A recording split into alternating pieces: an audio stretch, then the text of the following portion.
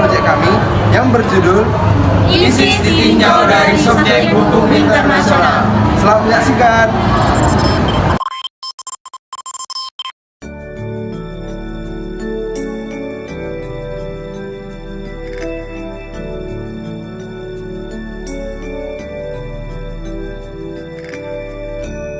Hai, perkenalkan nama saya Juwita Lena Sbongkul dengan NIM 3233111057. Halo, perkenalkan nama saya Kevin Andreas Salomon Tamuna dengan NIM 3233111021. Halo, perkenalkan nama saya Gusti Romanggan Angkat dengan NIM 3233111056. Hai, perkenalkan nama saya Pilih Masila Siraga dengan NIM 3233111014. Halo, perkenalkan nama saya Masriani Rosalina Borsilalahi dengan NIM 3231111029. Halo, perkenalkan nama saya Rohana Melalu dengan NIM 3232411003. Selama 3 pekan bertempur, milisi ISIS tetap melakukan perlawanan terhadap militer Filipina yang menggempur dari darat dan udara.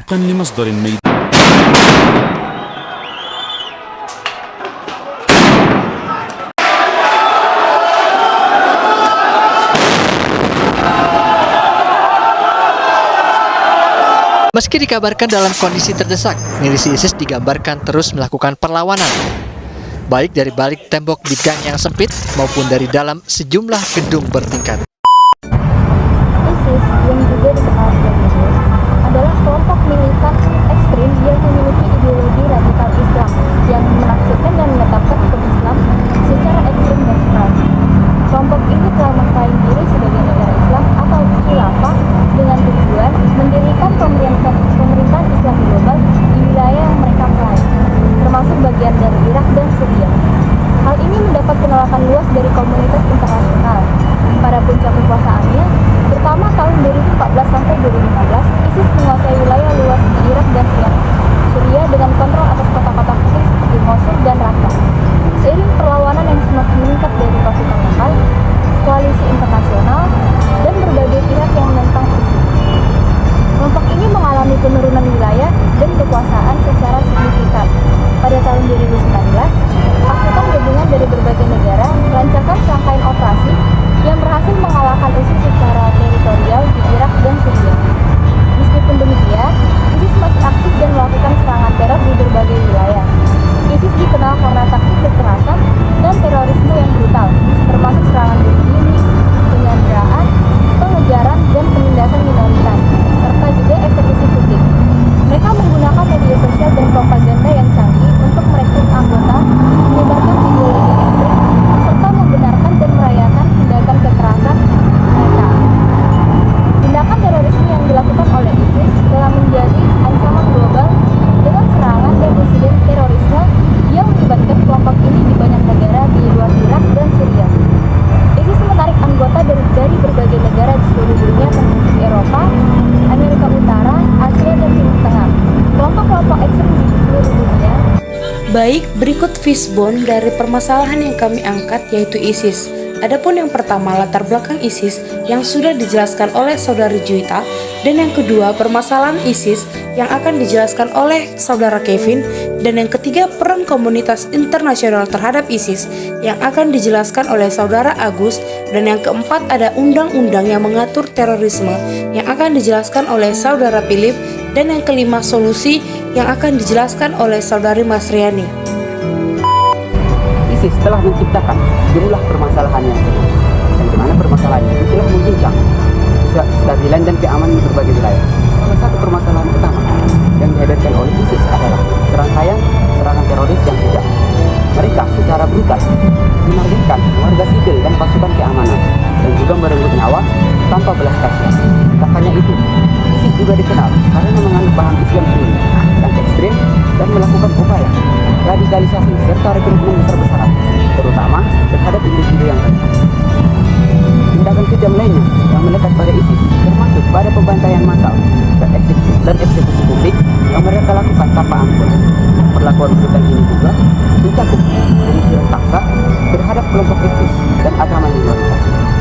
menciptakan krisis kemanusiaan dengan ribuan orang terpaksa meninggalkan rumah mereka. Selain itu, ISIS juga menyebabkan penderitaan manusia. ISIS juga terlibat dalam penghancuran warisan budaya dan sejarah. Mereka secara sengaja menghancurkan situs-situs bersejarah, artefak, dan monumen yang dianggap bertentangan dengan pandangan mereka terhadap Islam. Tindakan ini tidak hanya menyebabkan kerugian materi, tetapi juga merusak identitas budaya dan sejarah suatu daerah. Tidak kalah mengkhawatirkan juga, ISIS juga terlibat dalam praktik kekerasan seksual, yang termasuk perbudakan dan perdagangan perempuan. Mereka menggunakan kekerasan seksual sebagai alat untuk menakut-nakuti dan juga mengendalikan masyarakat. Secara internasional, tindakan dan permasalahan yang melibatkan ISIS ini mendapatkan kecaman luas dan seruan untuk menghentikan aksi kejam mereka dan terus berkumandang ini. Banyak negara dan organisasi internasional telah menetapkan ISIS sebagai organisasi teroris yang mengambil langkah-langkah untuk menanggulangi ancaman yang dihadirkan oleh kelompok ini. Peran komunitas internasional. Yang pertama, sanksi ekonomi. Banyak negara telah memberlakukan sanksi ekonomi terhadap individu, kelompok, dan entitas yang terkait dengan ISIS. Sanksi ini bertujuan untuk menghentikan aliran dana yang dapat digunakan untuk mendukung aktivitas terorisme. Yang kedua, intelijen dan informasi bersama. Negara-negara anggota komunitas internasional berbagai intelijen dan informasi terkait ISIS. Kerjasama ini penting untuk memantau pergerakan dan perencanaan dan upaya terorisme yang mungkin dilakukan oleh kelompok tersebut. Selanjutnya, pendidikan dan pencegahan. Komunitas internasional juga terlibat dalam upaya pencegahan radikalisasi dan ekstremisme. Ini mencakup program pendidikan, pelatihan, dan pendekatan pencegahan yang bertujuan untuk mengurangi daya tarik ISIS terhadap individu yang rentan terhadap radikalisasi. Selanjutnya, bantuan kemanusiaan. Beberapa negara dan organisasi internasional menyediakan bantuan kemanusiaan untuk membantu korban konflik yang melibatkan ISIS ini. Mencakup bantuan medis, bantuan pangan, dan upaya rekonstruksi. Peran komunitas internasional terus berkembang seiring waktu, dan kerjasama global tetap menjadi kunci dalam menghadapi tantangan yang dihadirkan oleh kelompok teroris seperti ISIS.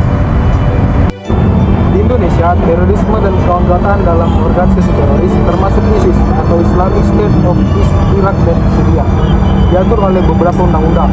Salah satu undang-undang utama yang mengaturnya adalah Undang-Undang Nomor 5 Tahun 2018 tentang perubahan atas Undang-Undang Nomor 15 Tahun 2003 tentang pemberantasan tindak pidana terorisme.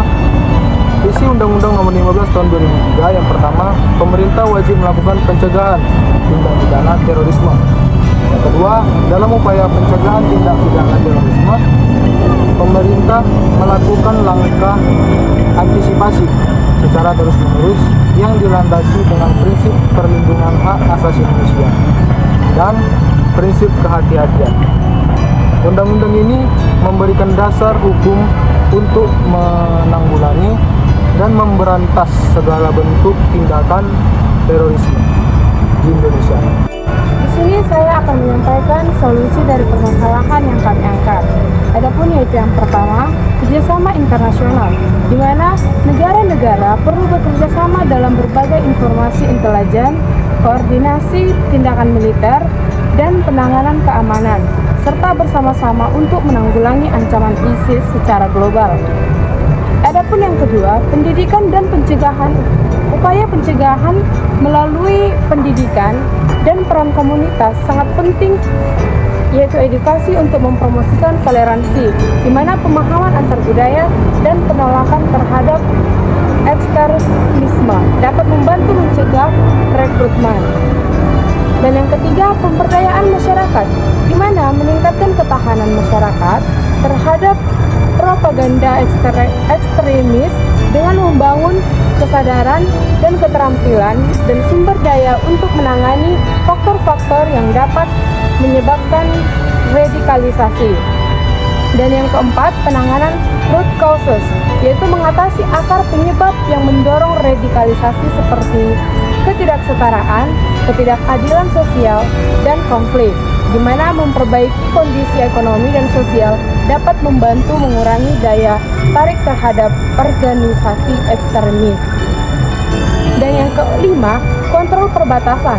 Memperkuat kontrol perbatasan untuk mencegah pergerakan militan dan peredaran senjata ilegal.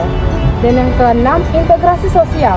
Adapun meningkatkan integrasi sosial bagi kelompok minoritas atau terpinggirkan agar tidak merasa teralienasi dan rentan terhadap radikalisasi. Yang ketujuh, pemiluhan pasca konflik. Setelah konflik fokus pada pemulihan, rekonsiliasi, dan rekonstruksi untuk membangun kembali masyarakat yang stabil dan meminimalkan potensi kebangkitan ekstremisme. Adapun yang ke-8, penegakan hukum. Memperkuat sistem penegakan hukum, yaitu dengan cara hukum untuk menindak pelaku terorisme dan mengadili mereka sesuai dengan hukum yang berlaku. Di mana adapun yang ke-9 yaitu peran pemimpin agama. Pemimpin agama dapat memainkan peran pentingnya dalam mempromosikan pesan serta perdamaiannya, toleransi, dan mengunggah kesadaran agama untuk menghindari penyalahgunaan interpretasi. Dan adapun yang ke-10, dalam mengatasi masalah ini, pendekatan holistik yang mencakup aspek keamanan, sosial, ekonomi, dan budaya sangat penting. Selain itu, kerjasama internasional yang erat dan komitmen bersama dari berbagai pihak juga diperlukan untuk mencapai hasil yang efektif.